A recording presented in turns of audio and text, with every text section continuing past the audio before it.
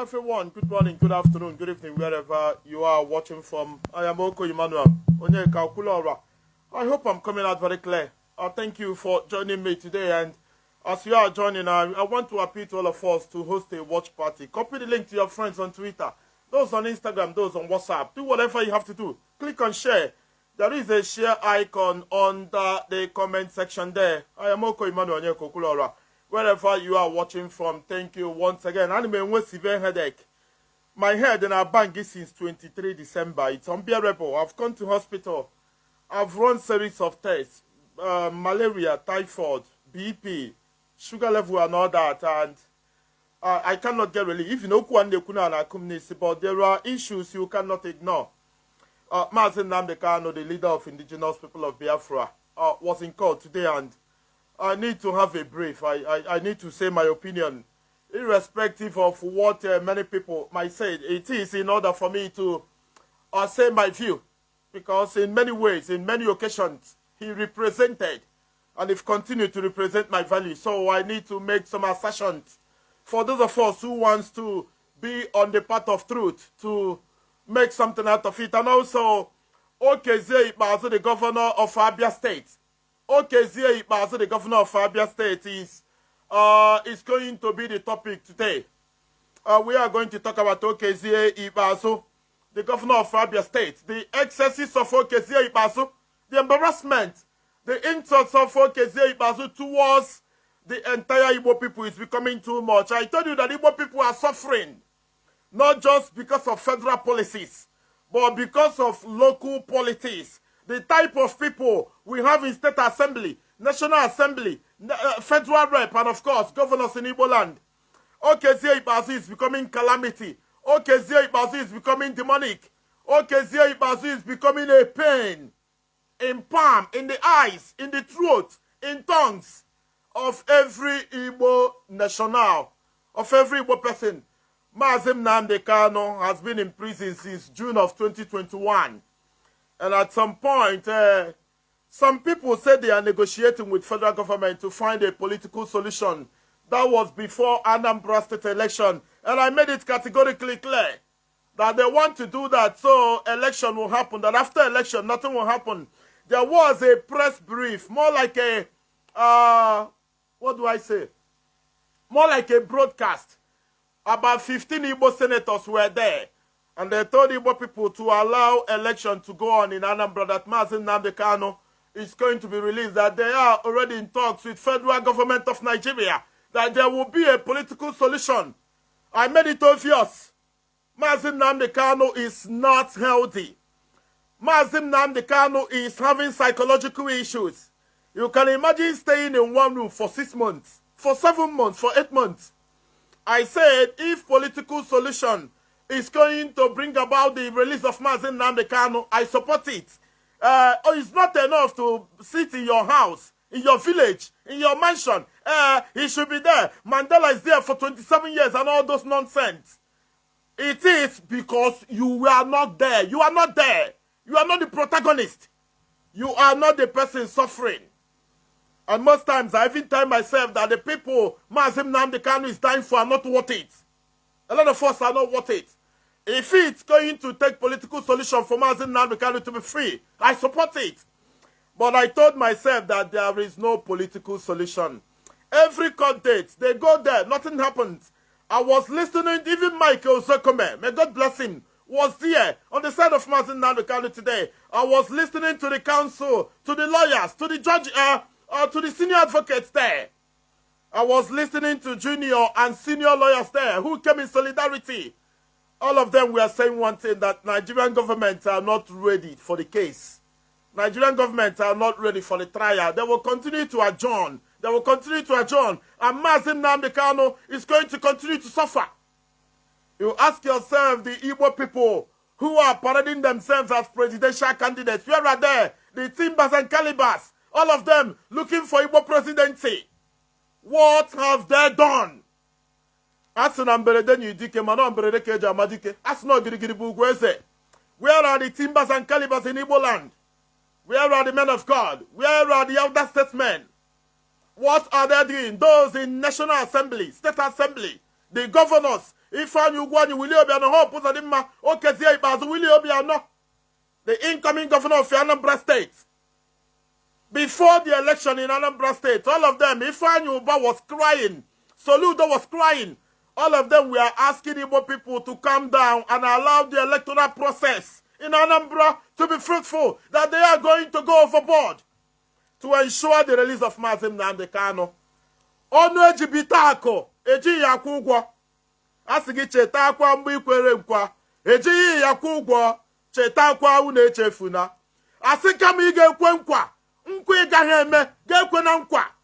I remember Ifeanyi Uba, Ike Ekwere Mmadụ, Soludo, all of them before Anambra election. They were there. And I said, please, Ifeanyi Uba cried on a broadcast. BBC Pidgin.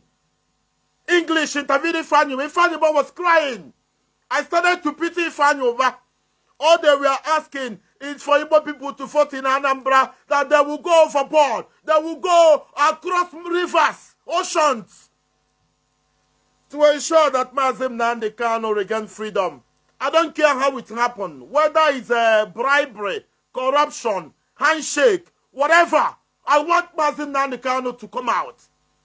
It's enough to sit in your house. Mandela was there. Gandhi was there. This one was there for 20-something years because you are not a person in DSS custody. I don't care how it's done, whether by handshake, political negotiation, political this and that, political that. But I can assure you, it will be difficult to release Mazi Nnamdi Kanu following Nigerian judicial process. Nigerian judicial process is not right. They will continue to adjourn. They will adjourn. They will adjourn. It's June. June is 6 months of the year. June to December is 6 months, and January is finishing. Do not rely on court process or proceeding to release Mazi Nnamdi Kanu. It will take ages. Nigerian government are not ready for the case, and they will continue to adjourn. A senior lawyer was asked today, what do you plan to do? He said he doesn't know what they are going to do, that Nigeria is not ready for the case. Every court date, they will bring something new. Every court date, they will bring something new. Where do we go from here? I am telling you the truth.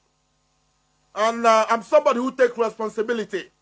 I don't care how it's done, whether by bribery, by negotiation, by corruption. I want Mazi Nnamdi Kanu to be released.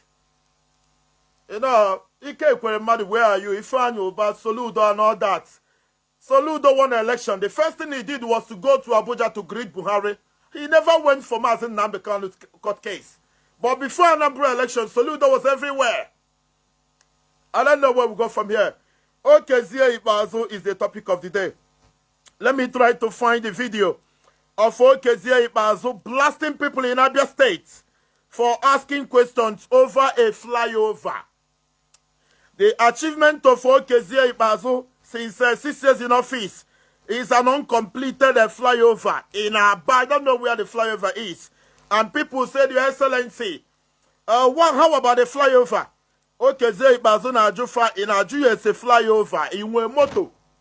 A Juku are a flyover. So this is to tell you where we are today. We have a lot of animals in big offices, in high offices, and one of them is a governor of Abia State, Okezie Ikpeazu. Let me put the video so you see the interview Okezie Ikpeazu granted in a radio house to pressmen in Abia State. Somebody's calling me. You shouldn't be calling me at this point. It's not right. You don't call me. I am still making presentation, please. If you continue to call, the only way I can stop you is to block your number. It's not proper. You shouldn't call. You are disturbing the process. It's not right time to do that. This is Okezie Ikpeazu. Flyover and all the water. All the week when I call the China and then I was one shabu. I just book I never talk about Emily Watak land. Couldn't you gonna fly over the boat? I did jump the job, fly over Bassarum. Abunu Gramoy. Gasam Gary. Oh, here now, said the table book, fly over. Abunu di Ramoy, Lam Kiravim, Slam Garo, Lam Litra, design here, but under the case, swear on them. Whether I don't know, Madame walk in Motrego. Whether I go Motrego, whether Dania, Una Hokola Batella, maybe the Lima Stone Baseball. I just I don't make it. Following the days some flyovers, I want a moto. I go to put a new flyover. You never travel a flyover. And I can wear what I can. Where can you watch it? It's a flyover. So Okezie is blasting the people of Abia State that the center table is there. Nana we are cement or Nana we are korota. That the people of Abia State is Kenebe Chineke. I don't know when the people are going to rise. Okezie Ikpeazu is not Buhari.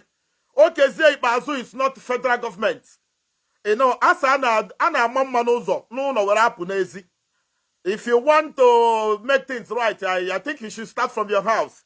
If Igbo people cannot unseat Okezie Ikpeazu, if Igbo people cannot stop Okezie Ikpeazu, I wonder why we are talking about federal government of Nigeria. I always tell people the truth. You are free to insult me. You are free to call me all the names in the world. But I tell you the truth. Okezie Ikpeazu sinoge enyenwanyi obona moro nwa na state hospital Abia State. 500 naira. Nobody said anything about it. Not the people of Abia State. No mmiri got every day. Not Abia State Assembly, none of them. And Okezie Ikpeazu na sige in Nigeria flyover. No gigwari aro flyover. No kwemojeka na aro flyover. Na gimwana si aro flyover ni nwe moto. These are comments, these are statements of facts coming from a state sitting governor. Abia State, supposedly the Guangzhou of Africa. There is no road in Abia State. There is no fresh air in Aba. People are dying of infection in Aba. And Okezie Ikpeazu is comfortably sitting as state governor of Abia State. And we are fighting Buhari. We are looking for a way to deal with Buhari. If you cannot deal with Okezie Ikpeazu, I swear to God, there is nothing you can do to Buhari. If the problem facing Igbo people are 100, 5% is coming from Abuja, 95% is coming from Igbo politicians. I tell you the truth. If Ugwuanyi, the governor of Enugu State, is going to Senate in 2023, probably Okezie Ikpeazu is going to go to Senate. And of course, a son of Theology will likely become the next governor of Abia State. And our people are waiting for God, Jesus Christ of Nazareth, who made impossibility possible to come and fight their battle. I don't know anywhere in the world, any nation, any country, any state, any province or prefecture or city, people take their destiny into their own hands. People fight their fight. People war their war. Our people are only comfortable in gossiping. When you tell them the truth, they fight you, they point you, they insult your generation. I am in Igbo land and I'm calling Okezie Ikpeazu out. Okezie Ikpeazu, it shall never be well with you. Governor of Abia State, it shall never be well with you. May the birds of earth, may the shining stars of this life, may all the bad lucks of this life before you, Okezie Ikpeazu, for looking at people who are suffering and telling them that they don't have car, again you couldn't fly over, on top of their own money because they do not know their rights. Okezie Ikpeazu ihe ọjọọ ma egi ya adịkwa na gị mma. Okezie Ikpeazu ka anụ mfe nke Igbo gbarụ gaja ama. Okezie Ikpeazu ahụ mụnwa bụ Okwuluọra ndị Igbo aha mba Emmanuel. Ana m abụ gị ọnụ taa ya adị na gị mma. Since the people of Abia State cannot fight, they cannot rise and occupy Umuahia.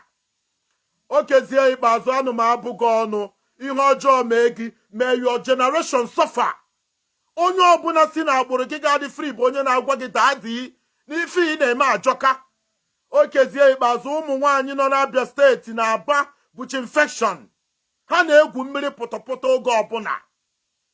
And some of them, they say it's impossible to criticize Okezie Ikpeazu in Aba, that the psychophones are going to come.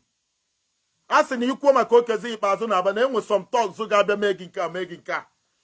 I don't know, well, sometimes I put all the blame on our people. Our people are not ready. Our people are irredeemable. Our people are irresponsible. Our people are indescribable for all the wrong reasons in this life. There is a caller on the phone. This is the time that you are at liberty to call. 0901-734-2796. Good afternoon. Good afternoon, Kuroha. Good afternoon, brother. Where are you calling from? From Alaba. Alaba, Lagos. Thank you very much. Go ahead. Yeah. Apam Godwin. Godwin, thank you very much, Monday. Thank you. Asmu Kuroha Banyo. Unana no kwa Otia na Potona Baina. Issues of local government. Issues of Abby, not the noisy, please. If you can move away from where you are, a lot of people are listening and they deserve clarity. Okay. Are you hearing me now? Yeah, I can hear you. Tell us the story. What is it? And they're planning a Muslim buying the issues of local government. Now, they only yes, that more issues. Government and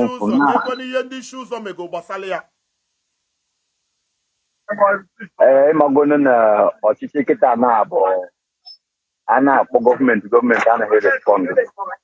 So, man, buying our price for the first man. Brother, Enugu State Government House with an independence layout. Any the issues of Abia independence layout. Government House. This is not the time in not somewhere now for somebody. One the issues of the independence layout. You have my phone number. Government House, just block also there. That is how to do it. It's simple. Okay. Thank you very much. Okay. That's not full and in a windy shoes on Enugu. Now go for now. In the government house of Enugu State, the independence layout. Now those park Enugu State Assembly Day.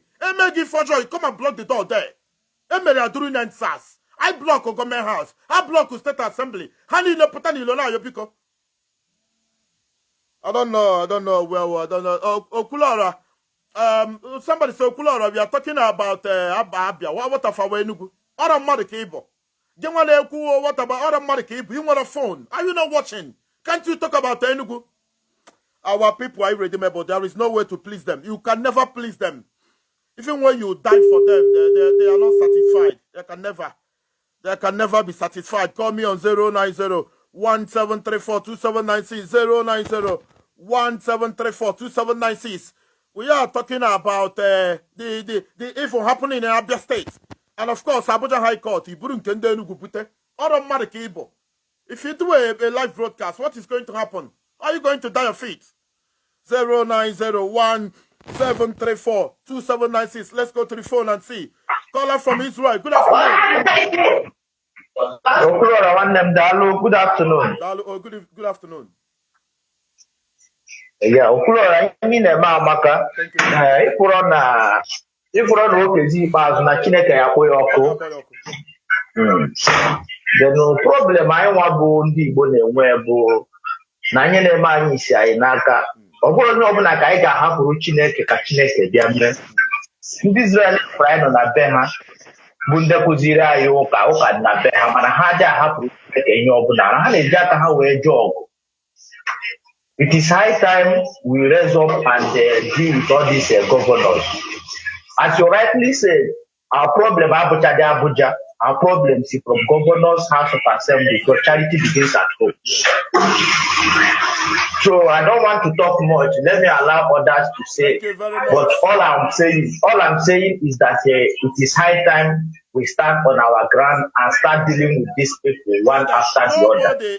When you say dealing, they can send them mad on the wall. Dealing with them is very simple. Election nobody should vote for them. We know them. We know the bad leaders. We know all of them. Stop campaigning for them. Stop voting for them. Make them irrelevant.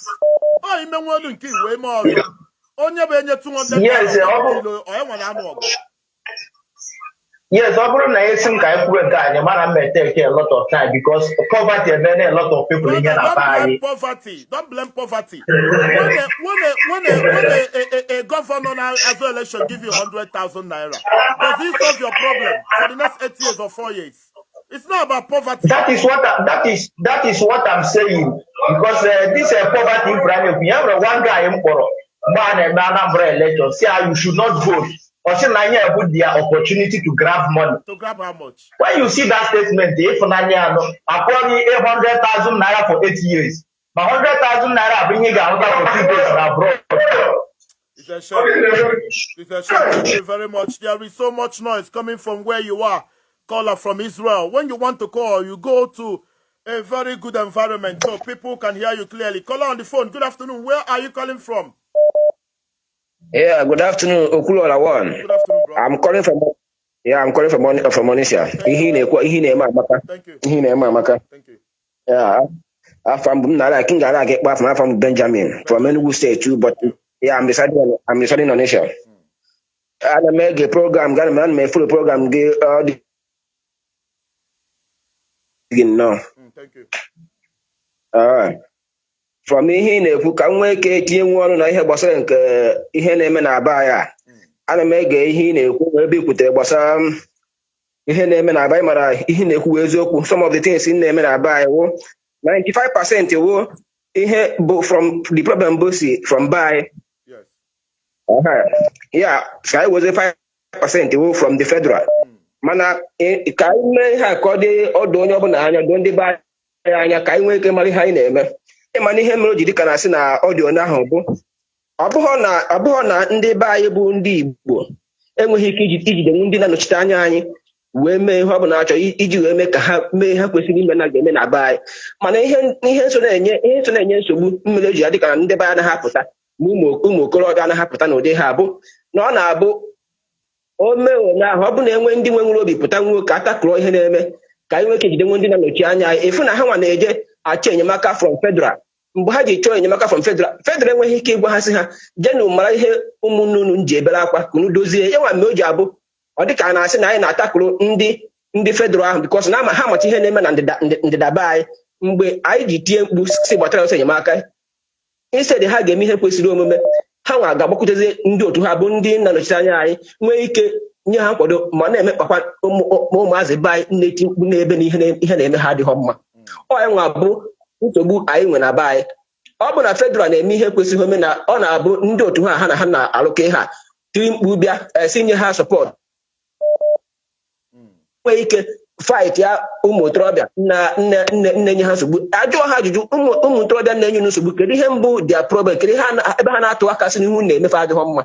Mana instead ha ya eme na federal ga prefer inye ha sọpọtụ a kpụnye ha ma amị kpụnye ihe niile ke nweke na subju ụmụ okorobịa mpụtara na-ekwu na ihe na-eme ha adịghị mma. Oke Abia steeti m nụrụ edimeshọn na abụghị na boys ama mpụta ma pụtasị ka anyị jide onye a ka onye account of ihe ọ na-eme. Mana once mere enwa mbụ Okezie ha mago the game ndị a na-eplay ebe ahụ ha nwa will now go they will now start looking for help from the federal, and the federal will support them. Can make sure subdue the voices of the poor masses. If you get the problem, it happen they buy it happen they buy you to buy them dinner and China may have an actual make a wake and robot they buy game with one voice, with one heart. Man, the problem I name web now I put the power against from federal.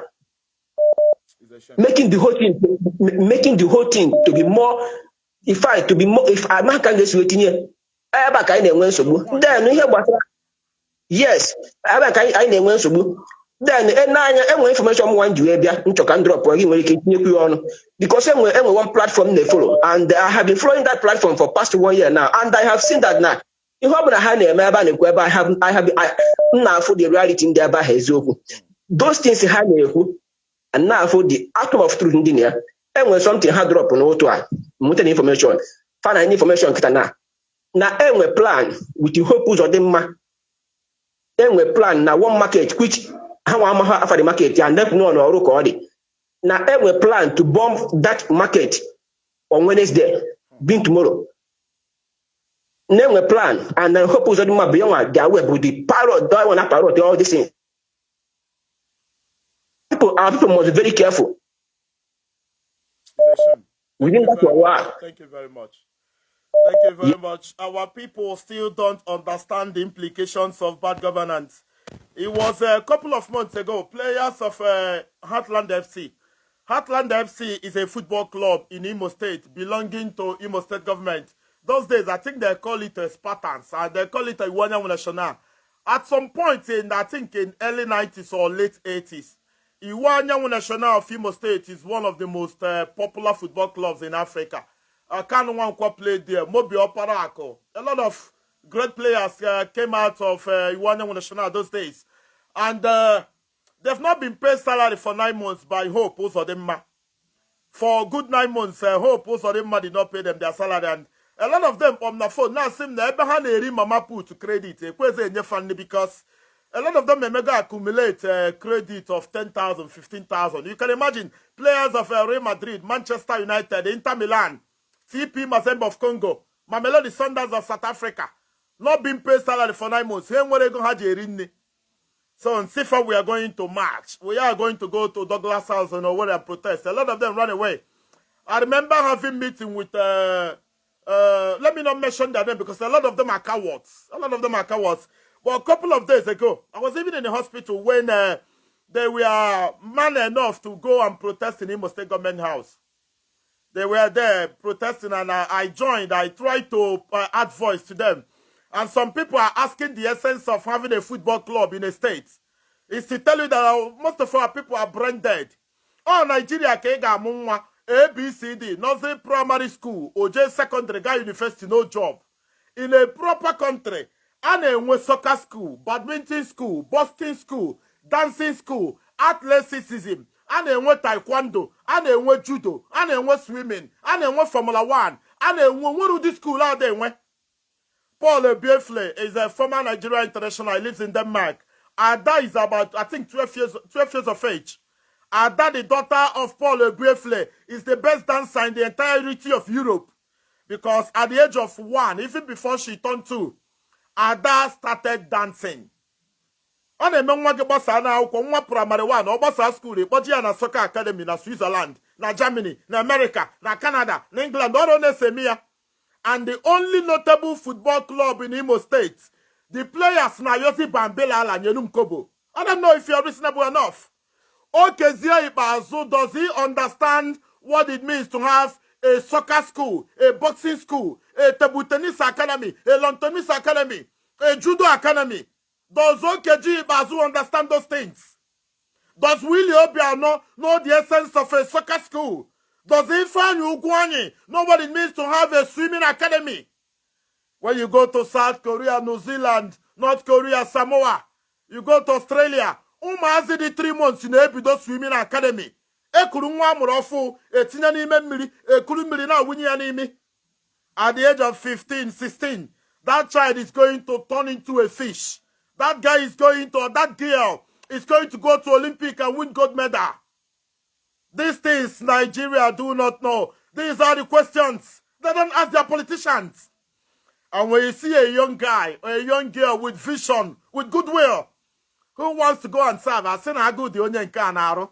That is why Willie Obiano, Peter Obi, Ifeanyi Ugwuanyi, Jimmy Ifeanyi Chukwuobodo, Chukwuka Utazi, Chimaroke Nnamani, Uba family and all that, Uche Oga, Oji Uzokalu, Tioji, Obinna Oba, all of them.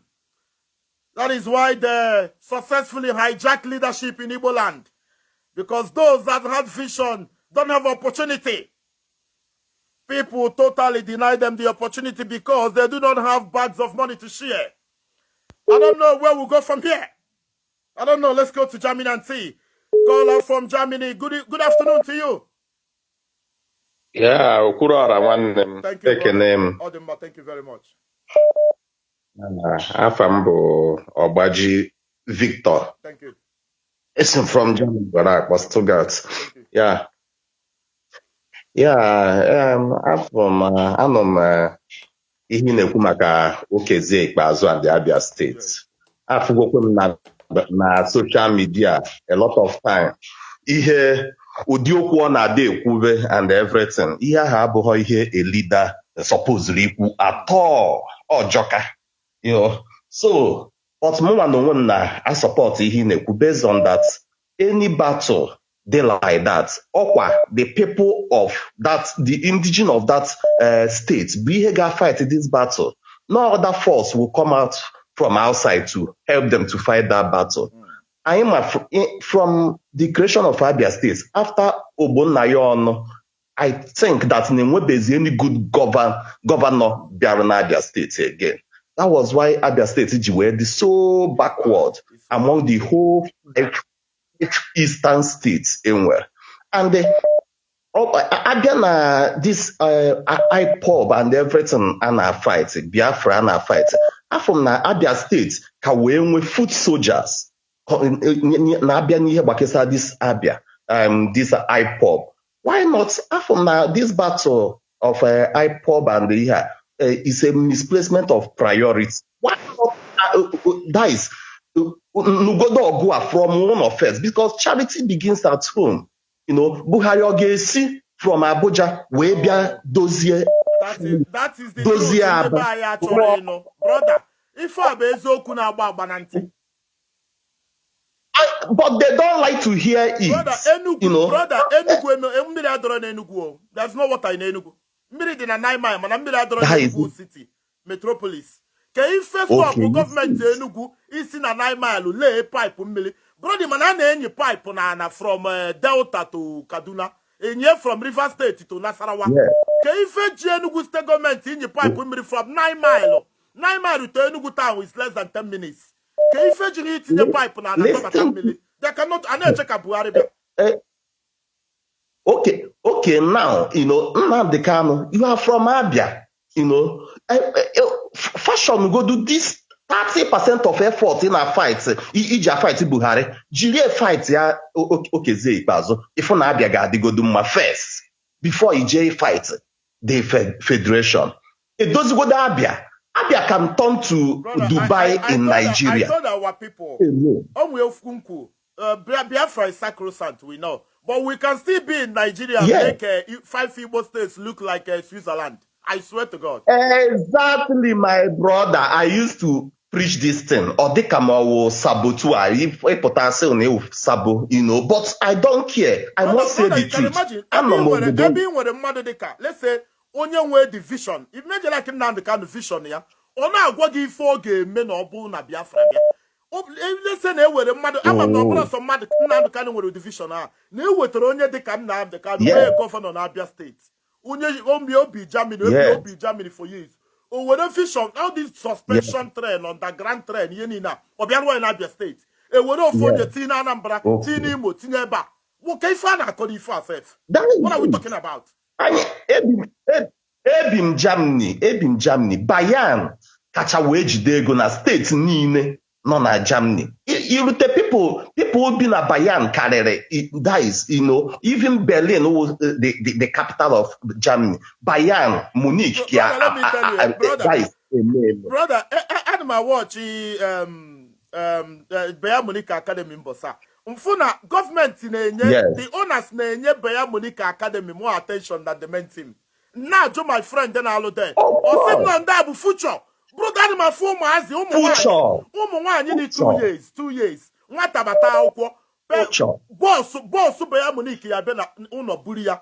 All dress, getting na Ojoba ball, exactly. Ebunatakuya no. Enwe uzo, enwe security, enwe roko, enwe sanity. Before one every 15 years or 16 or sign or contract.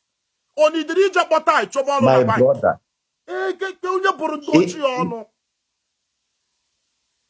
Ịchọ idozi Abia steeti obelife. Ịchọ ido ama mgbe osisi ka nkwụ na-terrorize Aba and everything na-atọrọ ndị mmadụ.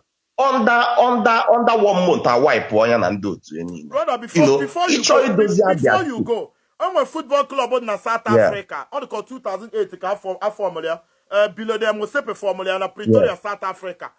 So just sign up partnership with the football club, Mamelodi Sundowns. The University of Pretoria just signed up partnership. You mean for me, no? Players see Mamelodi Sundowns they can go to that school and study. And the one who go to university and with talents will go to the club. Absolutely collaboration. If not go for ma. You've said the whole truth. Onye chino no. Onye achoro or come on. Thank you very much. Okezie Ikpeazu na-anata as oil producing states every month. And we cannot use it. How many people know that? Abia Boy State.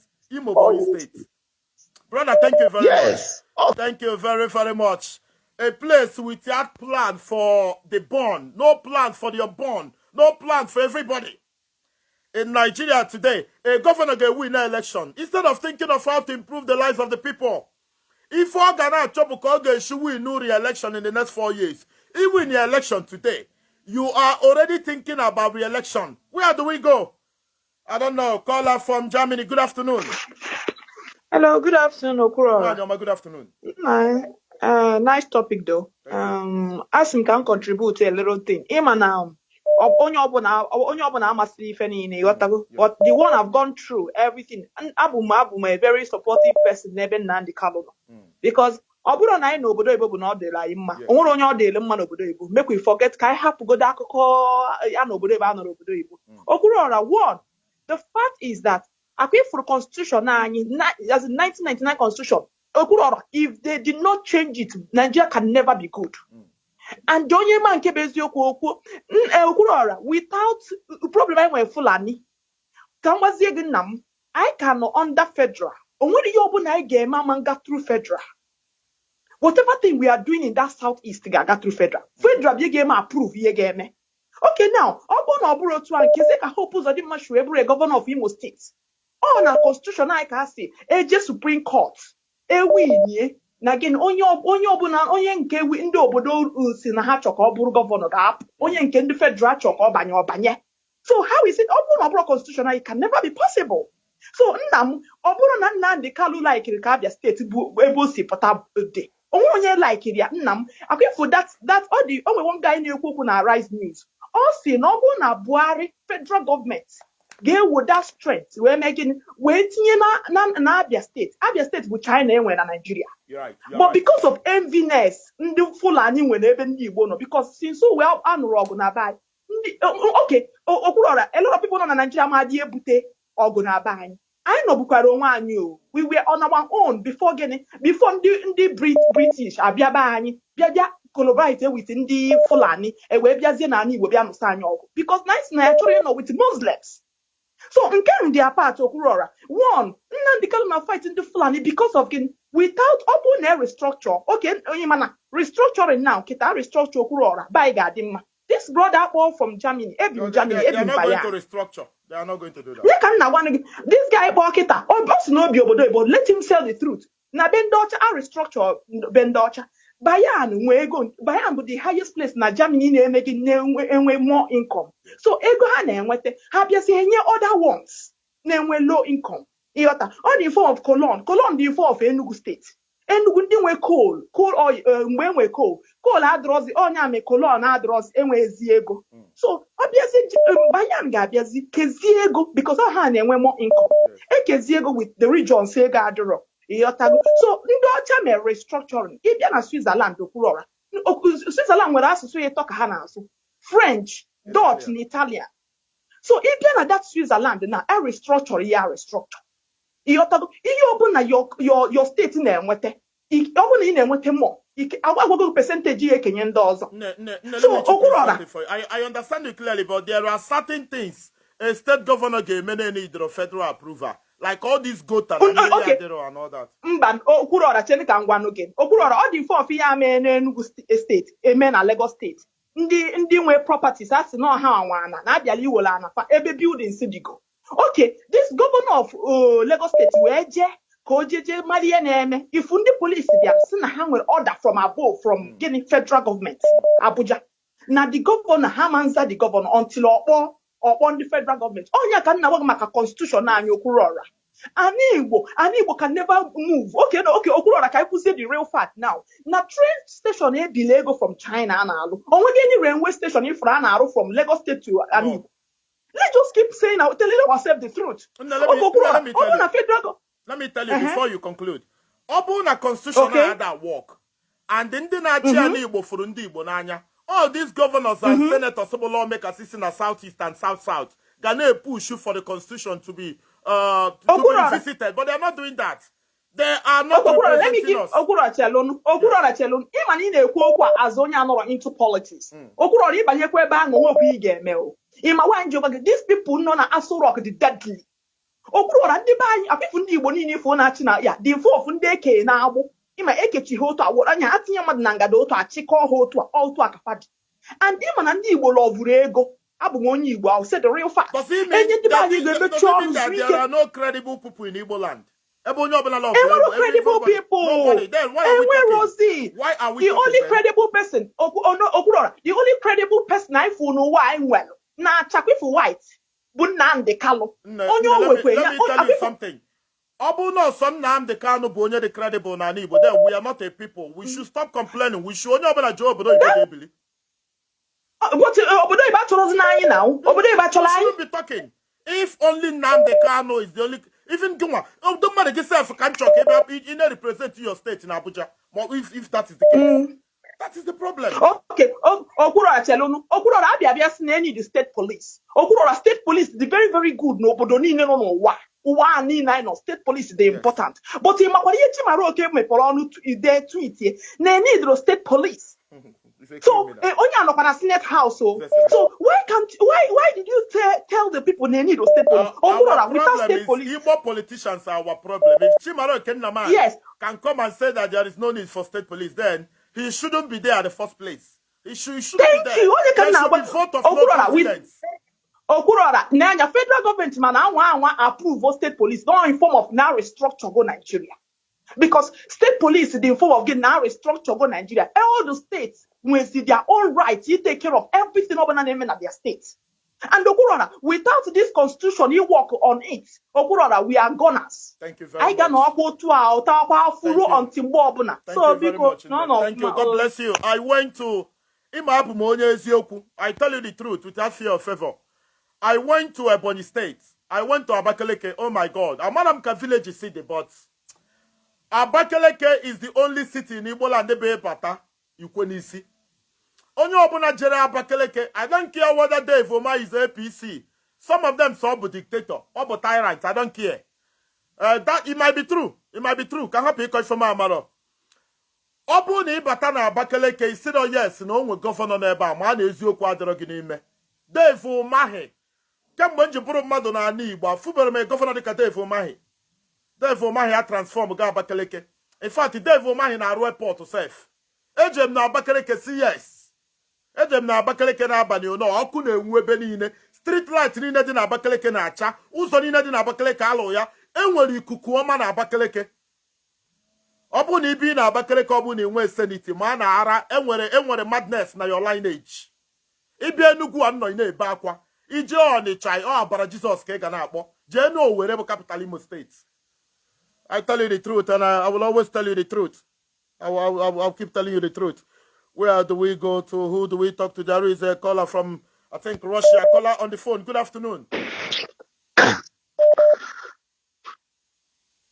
Are you there? Good afternoon. Hello. Good afternoon, brother. No, you are not there. You need to pay attention when you call. Where do we go to? Caller from Thailand. Good afternoon. Hello, brother. Good afternoon. Please move away from your listening device. There is noise coming from your background. I'm from Thailand. There is noise coming from your background. Please move away or switch it off. I don't know. All the projects in Fana alone are Abakaleke. I don't know why Buhari did not stop it. I'm telling you the truth. When Nija Abakaleke bata, a boy your state governor no. Therefore, Mahina Lolo na Abakaleke, Ababaro Mime village. The only village in Jago na Ebonyi State about Fipo. One ne, Alo la Fipo alo. Ejeboro me Ebendozo. Ejemu na Abakaleke bo the capital city in CS. Ona ka ni Igbo kwesi ide. Obo na city ni na ni Igbo dika Abakaleke. Complain among much. A governor will correct your IGR, internally generated revenue. Ega ana companies and market or the cornicha, mem market, relief market. Enwe mopi work, enwe electromat, enwe electrica, enwe obwefere, enwe obommanu, enwe van road, enwe electromat. What would that fena dron on it? All of them are paying tax to Anambra state government. Enwe federal allocation. All this money, sage wori ati governor genaka, governor werega ati napa. And you are telling me that no federal government melolo holo. What happened to your IGR? What happened to your federal allocation? And then you find you go on your guy. And then you will be no. And then you Okezie Ikpeazu. And then you devil money. And then you Okezie Ikpeazu. They give them all this money. They get money for CNDD, CNSD, whatever. Niger Delta, whatever company. I go and with special money and in all producing states. Which Imo and Abia and Wote, and we room on Anambra and Wote as well. Because they are facing oil consequences. Therefore, they should be getting oil money. And they get all this money. And I was him no Buhari may have that wall. Miria drone Enugu, Uza drone Enugu, or whatever street lights in Enugu. Life in Enugu state is difficult. What happens to IGR, federal allocation, now Abia to Enugu state government? And you are here to defend the government using Buhari. It's not right. Caller from Spain, good afternoon. Hello, Kurora. Good afternoon, brother. Move away from your listening device, please. Thank you. I have done that already. Good afternoon, my brother. Hello, Timmer. Biko, Hambo KC, Abmo, Nimo State, I'm from Madrid, Spain. Biko, God bless you for the great work that you are doing. Thank you. Anama Yochineke Sia Biko, your strength to put more and more. I need the mother de Kage at least more. At least, I will go there. I need the mother de Kage 10 or Kadoru de Kuragua and will get a little bit easier. And my Yochineke Sia, I will the Tonyo also the board like you. Ya continue when I roll. My brother Kebu Zuku Bone Zuku na Takasa Indi Bonanti, Ndi Badi I like him. Ibata, okay for Nani Boni, and the Gachamwe smallest allocation by Bonny States. On what any company, my father there. Brother Ija Bakaleke, Isabulana, Chile, therefore, my appeal. Okulora, anuma about a platform because you chance, you zenum chance because no go on the platform. Okulora, because I'm with the bitter truth in the buy an idea like you know. And don't idea come back back here. 191 year for Okulora from Germany. I check you very well. Ya check your statement you make here very well. Now the only person I want any Ikpeazu one Nnamdi Kanu is a very wrong statement. I'm very ashamed of that statement. All of us are finished. But if you all of us are finished. Okay, I want a question I'm charged. I want a question I'm charged. Now we care on a River State. Federal government will stop on week from doing it. What a world class flyover, Lucishi. I went to River State. Yes. Uzonina. One name man you shine our governors snack. Uzonina. My hero na Bonny State or federal government to stop her from people in Nnamdi Kanu. Yeah, with the reason why MDU stop. I contribute so much more than IPOP. I will an energy at Chaleron na Eastern region. Can the federal put a roll why a guy roll why? I trust you was I alone. Man, a guy now. Thank you. Can you buy a bit good from buy one little good to a bad? I'm na Bantona ba. Owo tu akabade before. Enwere komu yeshi we commission uzo ukumango. Asaya federal government asaya road the road on ememe. No. No. Enwere yeshi we commission uzo ka emeje ka etiere we na buy federal government asa Abuja sa arụrụ an ememe. When India na another location near education need na another and mind you, my brother, mind you. And when the governor pattern complain or send allocation address enough for billions of naira every month. The allocation is enough. The allocation is even hope also them man na fight Rochas. Can't you go to give man hope also them matter now maybe the local government election. You see? And he's taking the whole money. Directly. I am from Imo State. Olu precisely. And Oru East precisely. I'm from the same local government he came from. Also from Omuma. Mwasi from Amiri. And Amiri msiwu mudura and Oman I ain't no so. Man even buy a more election local government. Now I want to ask you a question. Kedoka development is where Oru East. It's a problem. Allocation but local government chairman, he sees it. Oh, where is your salary? Why do we even start? Why our people why are we blaming federal for everything? Why are we blaming federal for everything? Why our people? When will our people please can our people educate themselves? Can they educate themselves? Thank you very much. Thank you, caller from Madrid, Spain. Thank you very much. Oh, we all know for Anya I'm a ball on our watch. And we found out futsal. Futsal ball and a banner mono. And a canvas aba. And a way na smooth surface. So Nkenda watch Bunkendi Benfica, Umazi Benfica, Umazi 5 to 7 years with Umazi Sporting Lisbon. And Abia, Obodoline do not watch. These are the leaders of tomorrow, how to prepare them. So one ugly incident happen. The whole players, Umazi 5 to 7 years, ne bakwa. One day I will play the video. All of them ne bakwa. What I'm taking away from there is the passion, the love, at tender age to what they are doing. Does the Willie Obia no hope? Do they understand what is futsal? No Mazi Enugu State to say about futsal. No Mazi Anambra State to say about futsal. Oburu onye gacha akwụkwọ, oburu file, choba hotel oga aru receptionist and cleaner. Do they have vision? No. When they see people with vision, people who are ready to put anything on the line for our people, for our lives to get better. They will talk you down. They will insult you. They will blast you. They will make life hell for you. Enyin Naya Baribe said he wants to be governor of Abia State, and we are questioning the performance of Enyin Naya Baribe. I actually represent Abia State as a senator and count the amount of development Enyin Naya Baribe brought there. Yeah. Brother from New York. Good afternoon, Chukwumerije. Okulora, good morning. Good morning from here. Good afternoon. Yeah, Okulora, I just want to correct something that here and that lady. You know, since after this war, since after that war, you know, we have been complaining of victim. Yes. We have been complaining. We have been crying and crying. So I had now and you know, never backward to anti forever. We have to stand up, you know, and do something. This Abia State weapons, you know, I know what allocation every month. Yes. But these guys are not doing anything. Yes. So you can't be, that lady cannot be coming and be saying federal government, you know, because I know what all you did Abia South, yes. All you did now Okwangwa, all you did now Isialangwa, all you did now Okwa East, Okwa West, even all those are bad area, all you did Cheban. Yes. So if we don't develop, it's on us. You know, we can't be coming out, you know, every day and be saying, oh, since I lost at a war, no, when the federal government, can. Why we are receiving allocation. So the main thing of war, the other state government are not doing anything. At all. They are not doing anything. And they are not about other state is the bad, or Abia South. Side they ban Okezie Bazushi. They ban hanging there, you know, all sides they ban. Baby, my father, what? If our performance in Naya Baribe as a senator on a what constituency allocation?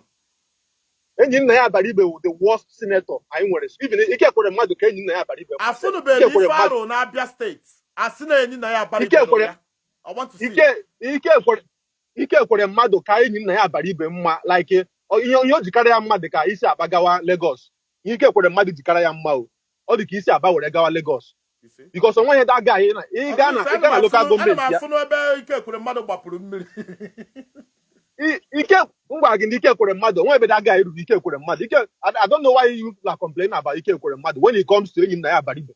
Enyin Naya Baribe na dia bata beya o. Ona bata Abia South o. He doesn't come to his place at all because there is no road now to come. So, but in our own side of Abia, even the Abia North to go the number side the ban all just okalusi. Side di bere my sikwa atohama umunoji. I've been to that place all the better. I've been there. Side that part of Abia the man no, you know, but when it comes to side that Enyin Naya Baribe even about only on the president Aba now. When you on that side, all those places. So the guy no, I want to represent Ebe Gota. The guy with the what happened here on a pretty on a Senate and Biafra and Korenka. Ojiya cover up. He has been in Senate for more than 15 years. You know, he has been in Senate. Enyin Naya Baribe has been in Senate for more than 15 years. You know, I'm on constituency. I know all these people. You know, but on when he on he doesn't even care. On that Abia, on when he can Enyin Naya Baribe when he can Ikpeazu, why you didn't do this road in Aba, as in local roads on Aba. When you keep ever say why you didn't do this road, why you didn't do this. You my way on a Senate. You only hear Biafra cover up. You understand? So that people there help. I'm on social media. I'm not going to see a Baribe commission project. I've not seen. True. When he that guy in Aro, he's just dormant. That guy is he's done. He's in all those school quotas na Kachayamma. Any senator you can point out to Abia and na Libo Kayamma. You know he doesn't do. I will tell you. If not just Kayamma. safe everywhere. At least Although not just Okalu. I remember not to favor just Okalu tere obere ụzọ with the camera there. Funu be my body be do. Oji Okalu Kayamba now, you can't compare both of them. Because Oji Okalu just came to Senate the other time, you know. But although they are corrupt in chaos. But so any people should stop praising any Naya Baribe. Thank you for that clarity, and they are listening. Thank you very much. We venture what we are discussing here is the welfare of Mazi Nnamdi Kanu, and of course the atrocities happening in Abia State. Actually, the war of Simon and DOS here because stop commenting and stop attacking people, stop insulting people. We are not supporting DOS, we are not supporting Simon Eba. If I know here about the welfare of Mazi Nnamdi Kanu, and of course how to turn things around in Igbo land.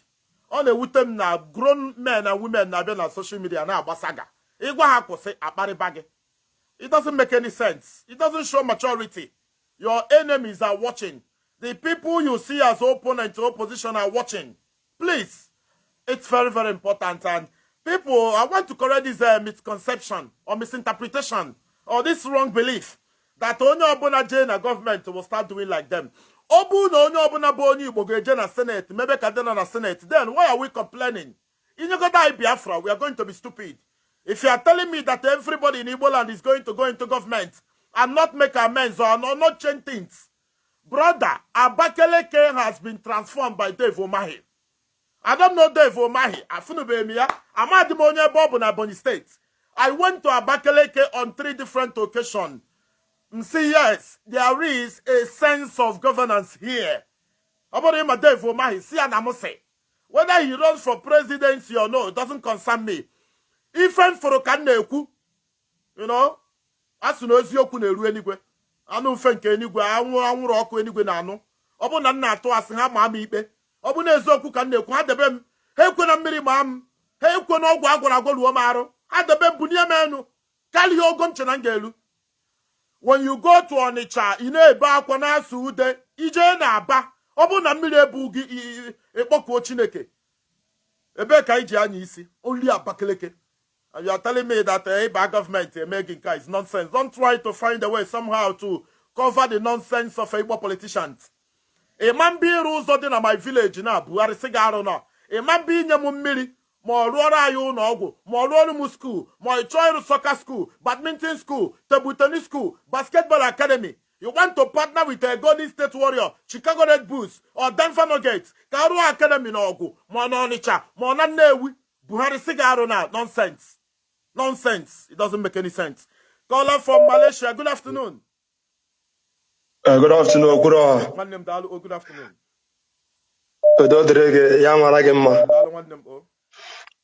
Yeah, you are doing a very great job. Thank you, brother.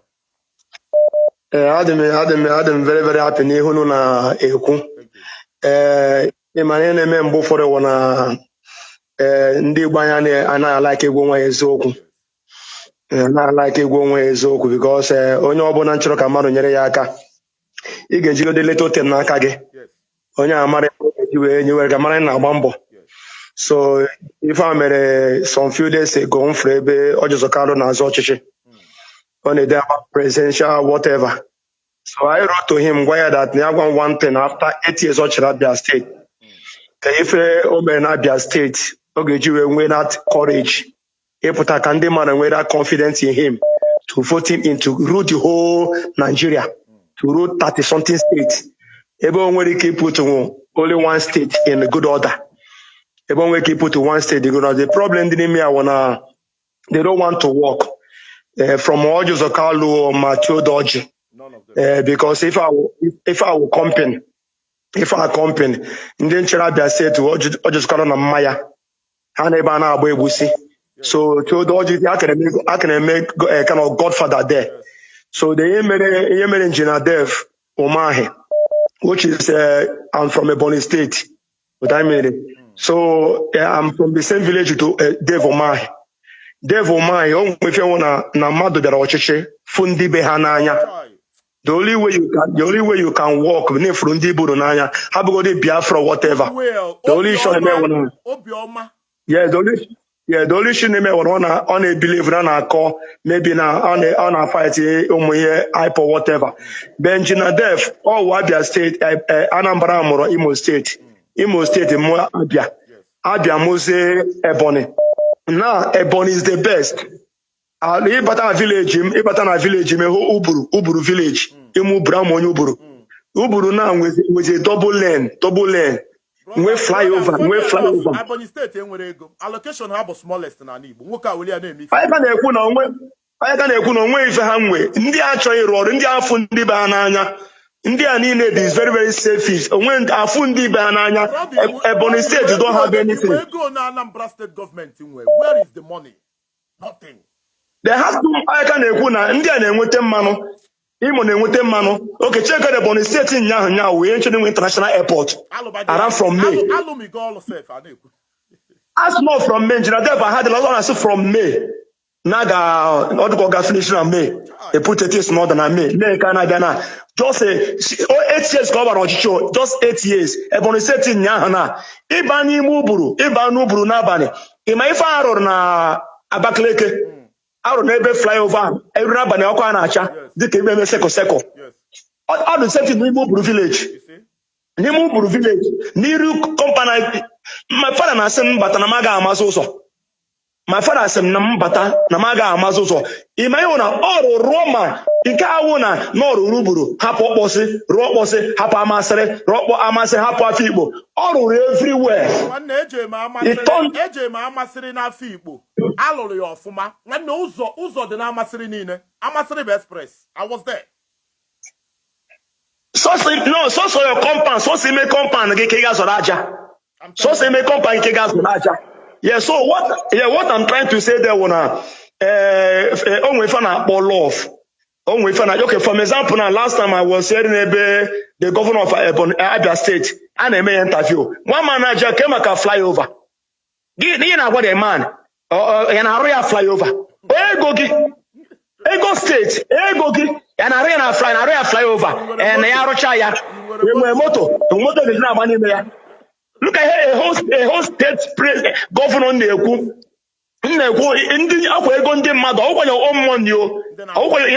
flyover for over 8 years now. One flyover over 8 years now. You said everything, brother from Malaysia. Thank you very much. God bless you. Very much on point. Thank you very much. I want to remind those who are just joining that Mazi Nnamdi Kanu was at Abuja Federal High Court today, and when they are joined to tomorrow, and Chukwuekwena tomorrow, but it's likely they will put another date, maybe 3 months to come or 2 months to come. It is a shame that those who appeared before Anambra election to say that there will be a political resolution or consensus, rather, they will arrive politically and resolve the whole situation. Everybody disappeared because what they wanted in Anambra, they got, and nobody's talking about him today. And I am so much worried about the health and the mental state of Mazi Nnamdi Kanu. I am, and if you're one of those who come to social media to fight, instead of putting your voice in his support or putting any form of prayer or pressure on the state actors to do something to see that things are all right. May God forgive you. May God forgive you. Let's go to Germany. Caller from Germany. Good afternoon. Hello, good morning. Good afternoon, brother. Yeah. Okoro nde wolori la asun kan kele gi lori la ile mo of machu gozie. Thank you one them. Okoro isi okwu mu bola for governor for Abia State Okezie Ikpeazu dey enye ndị Abia State insult. Ọ na-enye ndị Abia State insult, ezigbo insult, and ọ na-enye insult ahụ ọ na-enyekwu ndị Igbo by entire Igbo people insult. Ezigbo insult. Because Okezie Ikpeazu, I watched many videos of Okezie Ikpeazu. On when calling Kula, no more idime 500 naira. Just 500 naira. Call you more idime. Ebele me more one at Jaminia. It go dime la Jaminia kita. It go dime la Jaminia more one. Maguya na poma de more one. Or la Switzerland on a Norway. Can anywhere. Ndeba like a non-age. Ndeba like a non-age. And they all. On the buy like no need is you and I don't like also bridge Governor for Eben, governor for City, just governor of City na Germany, governor of City Eben na Germany, just the governor, the mayor, na just a company area, two wine, actually the governor. As well bribe, as well on a bribe, actually the governor. Two wine, no, just two wine. 2 bottles of Come on, where your life, play. They are joking with our life, our people. Understand? And the number two, and the second, our leader is fighting for entire Biafran land. He's a freedom fighter. Or not fighting with all these nonsense, useless people. He's above all the above than them. And only so only Chukwu Abia Mabuya Abia that one. So any Abia State or not fight for Abia State or not fight. Our leader is fighting for entire Biafran people to get freedom. You will live like as I'm living here in Germany. You will live as I'm living. Everyone is living. You have on the one with the right. These people are using us. Thank you very much. Thank you. Thank you very much. Right at the comment section. So we do this often because please come for Enugu. Nobody will vote for me, brother. Eric Dali. Enugu State have more psycho fans than any other place in Nigeria. Nobody, even Enugu State, vote because nobody wants to hear the truth. Governor Biana Babari Egwe, 200 naira. So nobody will vote for him. My family members say vote. I'm telling you the truth. Because I'm a different species, I'm a different breed. My opinion is always awkward to them because it's the truth. Anywhere people don't reason, people lack the ability, the capacity to reason, to know A from B, C from D. It is always difficult for prosperity to come. People know that Germany now set to fear. Why would you give a woman no more than 500 naira? Because they live in Germany, they know the system. They know that even when you are pregnant, government will start taking care of you. In one, they will start taking care of you. They pay you while you are nothing. But where will come from? Even 200 naira to them is a miracle. As if governor is giving you money from his pocket. Governor is giving you money that belongs to you. The money of Abia State belongs to the people of Abia State. Your governor, your senator, state assembly, all of them are your servants. You should be the ones paying them salary for serving you for a period of time. But and my boss the other day, I'm if you go come for Enugu State governor. On a Bugoli power bike, we go Abunicharu Tayenu Nawa. A former press TV, press boss, a former ambulance, a for like 30 to 35 Toyota Prado. In our buffet, Enugu State Governor now buffet, you do not care for you want accident because you are going to run away. But more about Kulora, and my girl Ben Naga. Come for you, Governor now, maintain all my lane because Obu no be a carry with BP. EJ Pupu Akaniki, then Megota. And you are going to be much rather. Nobody's going to talk about you. One of the escort, one of the SUV will speed block on my motor. Ongo lock no surum. Obuna that motor surumu, muaga matu jide that security money and war there. Sometimes you take the bull by the horn. Because you are governor. I'm not going to die. Governors and mayors like you in civilized country are using bicycle to walk. But due to the insecurity you created out of your greediness, you want Muabokulora can want a new market because my support servants, the governor of the state is passing. I say, Mr. Escort, Mr. DSS, I am not going to die because governor of my state is passing. Governor should look at the environment in Newmarket and come down and understand why people are suffering there and find a way to address it. Not moving like Jesus Christ of Nazareth. There are things I cannot take. I'd rather die than take some things. That is why when people say that if every Igbo man go to government, he will change, I laugh. I laugh, and I don't need to tell you who I am. I don't need to. It's not necessary. But one day, if you can understand that at least there were 20 people that need not here. Ben Nama Joka, Abumonyo no Waka, if for my community ne Bakwa, only open an Angusim Purim Miri, only Fumo Korebanalo, only Kabokata Okada, Woban Purim Miri. A lot of people there are mentally off balance. My local government chairman, Obo Kemafia, I saw Uchenna Wobudu. When you represent him in the House of Rep and Abuja Bunolim. My senator Buchimaro Kennamani. My governor Beifan Ugwani, all of them are useless. All of them. All of them are totally useless. They don't have life, no purpose, no vision. They are just existing. Governor, local government chairman of, let's say, Nkanu East, Mbatana Nkanu East, the former Aka 10, 15, 20. Kafana esi Igbo, onwere ife na alụ, anya mmiri ga-eju anya. It's either I go back and do things right or I tender resignation. Nobody understand resignation. Everybody is a criminal. All of them. They are criminals and you applaud them, you sing their praise. Bunch of criminals. A lot of them. Caller from Germany. Good afternoon. Hello. Good afternoon, sir. Good afternoon. Yeah, my brother. Thank you, man. Thank you very much. No, my brother. I'm watch your program. Thank you. You know, thank you. And we are very happy in here, man. Thank you very much. Because but he made him so you know one of them but I am concerned because the governor Saya you how evil people, you know. So we thank God that your life is cured.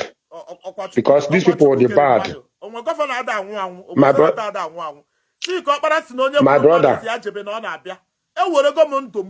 Exactly. Whatever happened. Exactly, my brother.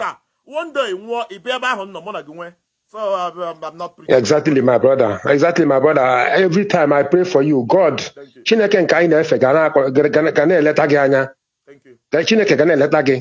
Because he na abrono gị. Ihe na abrono gị. Ọ wọnụ Chukwu ka ị na-arụ. Ana m ekele Chineke n'ihe ọbụla ga-emetụ gị aka onye ọbụla ga-aplan gị ihe ọjọọ onye ahụ were isi eburu ya. Because ihe na-arụ ọ bụdị ike nke iji wee na-arụ ya. Ịga ihe ndị gọvanọs anyị na-eme anyị. Okay, like that our sisters na ọwụ na-ekwu ihe ahụ na-ekwu. Gọvanọ ị ga-eji ama na these people nwe ihe ha na-eme. Look at the governor of Anambra State because of only 1 year ọ ga-eji apụ ọrụ airport.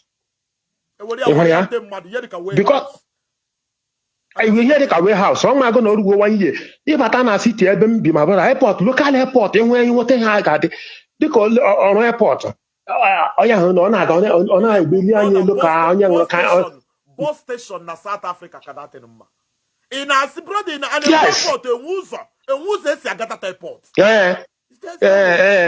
ọ na-abanye anya ọ na-eme anya elu ka onye nwere kai every day. Look at governor ihu governor a na-ejezi site akpọrọ ndị celebrity eje see foto akpọrọ ndị na-akụ egwu eje akpọrọ ndị nne ndị nke taya plan chọrọ iri enu taya chọrọ crush some idiot.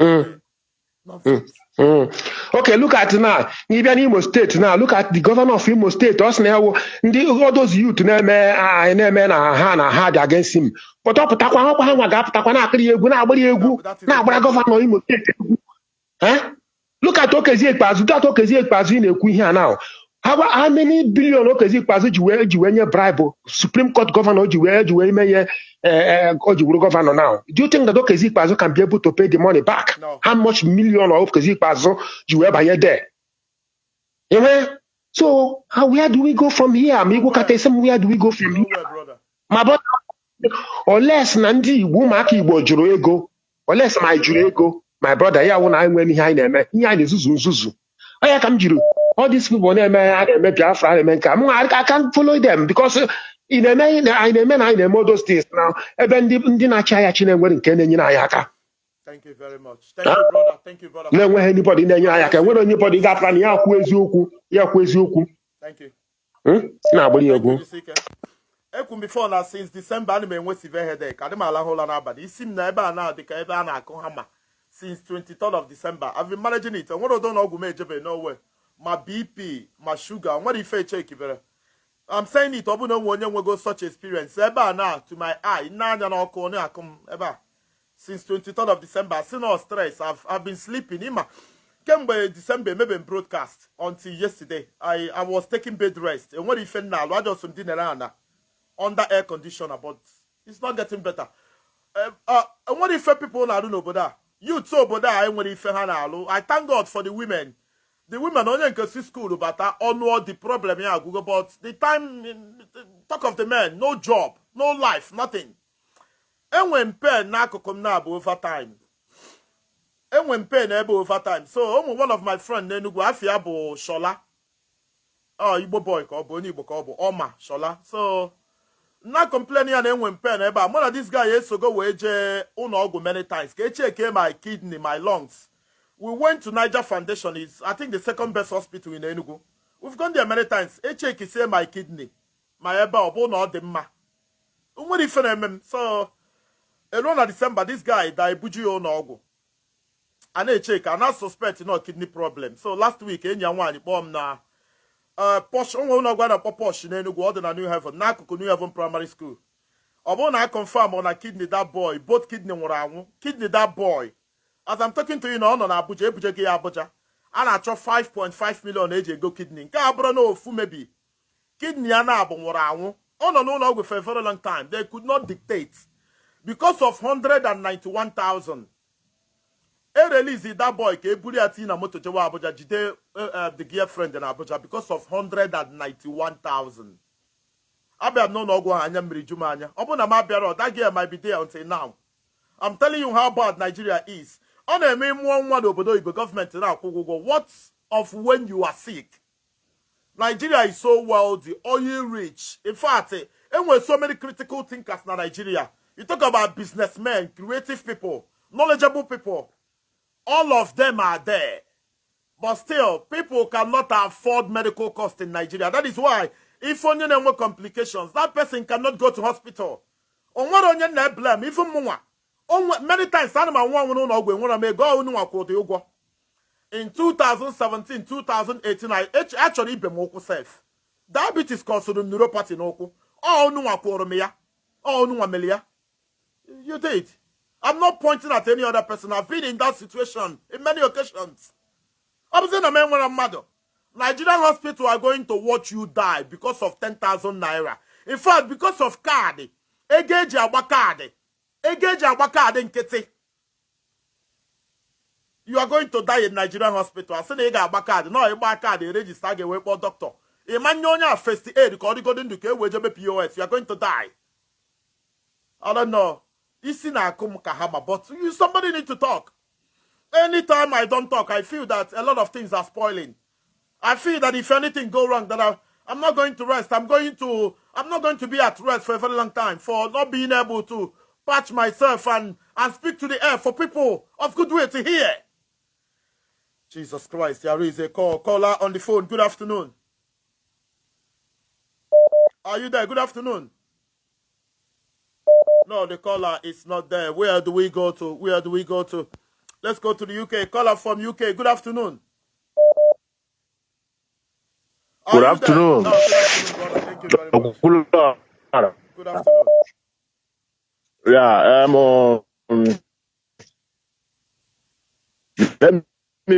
it's not clear. Your call is not clear, brother. I don't know if I'm coming out clear. I don't know why the calls are not coming very clear. Caller on the phone. Good afternoon. Are you there? Something is obviously wrong somewhere. Let's go and see. Caller on the phone. Good afternoon. Yeah, Ukulora Nwanne Mmadụ, thank you so much for today. You are very clear. Go ahead. Yeah, man, some people don't understand this. Alapuru Enugu on 10th of January, Enugu. You know, but many of us, I saw but sometimes I will not blame some people not there because now hey lose go hope. You know, hey lose go hope. And that's why some churches CGI prevail and a lot of things. They might draw stupid, but now hope had dashes out now churches and then with the Chineke Rose, Chineke Mezi, you know, which is not normal. Like you said something about Governor Enugu State. To my greatest surprise, Abia na Kiara Bia Obara Square, Kambwa Iru Lion House, Obuna block ya block. You see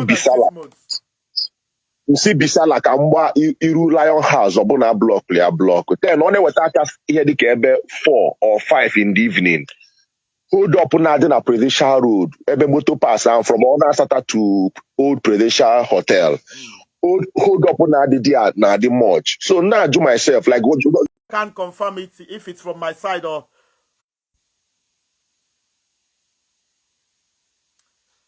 Oh my God, my network is very poor. It is very, very poor. It is very poor. I need to go back to that brother that called from Germany. My network is very poor. I need to talk to that brother before I run things up. My network is very poor. He's telling an interesting story. Enugu state government to block a major road in Enugu due to the fear of unknown gunmen. He blocked a major road in Enugu. He did. I don't have connection. I don't. You don't have connection. Let's see. Let's see. Hello, brother. Can you hear me? No. My network is very poor. It is very, very poor. So that is where we are. Let's see. Hello? Hello? No. Oh my God.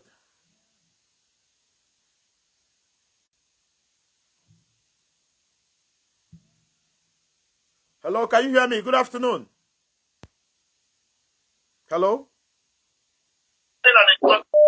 Can you hear me? Good afternoon. No, you cannot hear me. You cannot hear me. I need to go back to Germany. My network is very poor. So let me round up with this brother. Let me see if I can round up with him. My network is very, very poor. Brother from Germany, my network is very poor. Go ahead. Oh, you are my last caller today.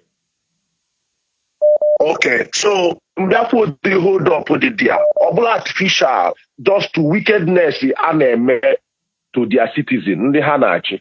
Ka ihe ọ na-block that place. Ọ bụ na o ji obiọma like somebody from Abakaliki course na ndị enwere ịfụnanya for their people.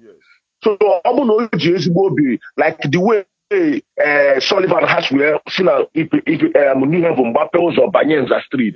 Ọ bụ na o nwere o ji ezigbo obi ọ ga-atụwa ụjọ ije block that place for safety. Then he could something about convoy ya. Abịa m across convoy ugwu anyị na Iru Zodiac na Rangers Avenue. I did what you did though. I did not go away from that road because it was on the smallest one, but enwere jeep ito Prado ito Edecha governor of Enugu government to go all the empty. Why are they using this money like this? After all these things. Then when you come to Niger Foundation, like you said about the hospital, I went there because I wasn't not for Germany, but I am. So I was scared no corona, but later and test you myself about no negative. Then I went to Naju Kedo no Gungeje. Then I said no, someone was in Niger Foundation. I went to Niger Foundation. The cost of medical about the too high. I paid 60,000, which is €100. It's nothing to me at that time, you know. But when the only one accident, has about Buru Hawebia, ego habu 53,000.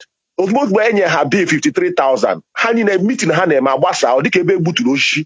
So that means 53,000, which is less than €100, can kill that person and on an emergency. And again can need the K3 to Onyang. So like another thing you could now Buhari or any other person cannot stop anybody to come and do a road in his own community, her own community. So what you just said. What you just said is 100%. There's no way an Hausa man or any cannot allow you to do a road. This is just wickedness. Just like the driver boom when Lagos 500. This guys now collect more than 500 million naira allocation. This is not their money. 8 years. How they want small money, how they are already billionaires. Why not use this money to do something that betterment the life of your people? I can remember when the the one of the best clinic. Oh, I was now. It happened with police clinic, the one of them as well. But now I'm a mere bang. It's a shame, brother. Thank you very much. Don't worry. When Ghana baby way, this street at that time, baby. All those are close, you know. So these guys, they are just wicked. They are just wicked. 100%. From Okezie to worry. Hope nobody just destroy the roof without doing anything. These guys are just wicked. All about all I'm known, Thank you very much. All about all I'm known. Thank you very much. I will see you soon. My headache is much, and the network is the worst of it. Network is wobbling. So